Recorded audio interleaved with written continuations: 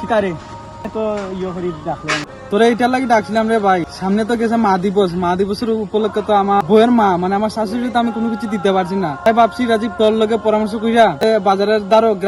গ্রামীণ হাট তো নেই কিছু কিনা আমার শাশুড়ি আমি দিতাম, মানে এটার জন্য তোরা আমি ডাকছিলাম, তোর কাছে পরামর্শ আমি নিতাম। তো ভালো কথা, তাই শাশুড়ি তো মার সমান হই, মা দিবস গেছে কি অসুবিধা নাই, মা সমতুল্য দিতে পারো, দো অসুবিধা কিতা।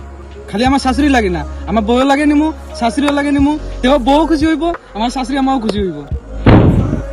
বন্ধু ওটা বুঝলাম, তুমি তোমার শাশুড়ি লইতাই বললেই লইতাই, কিন্তু তোমার ঘরে যে মা আছে তাই না কথা একটু ভাবছো নি, মা দিবস যেন তোমার আর তুমি কইলাই তোমার মারলেই কিছু লইছো নি। মারে তো সবসময় দেরাম করে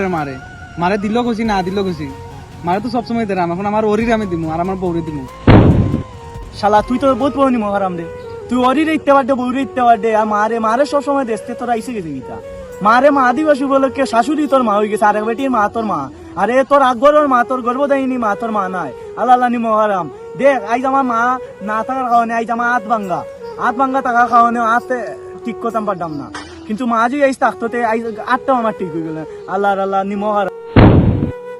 ভাই রাজীব ঠিক হয়ে আছে রে, আমি আমার শাশুড়ির আদর পাই, আমার নিজের গর্ভধারণে মারে আমি বলি যালাম গাড়ি আসলে রে, আমার মার লগে আমার কিছু নেওয়া লাগবো, বুঝতে পারছি রে রাজীব,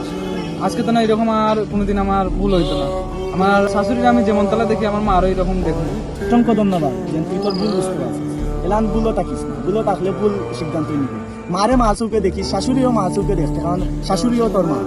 মা না শাশুড়িও মা চৌকে দেখিস, কারণ শাশুড়ি এ বেটির মা তোরও মা,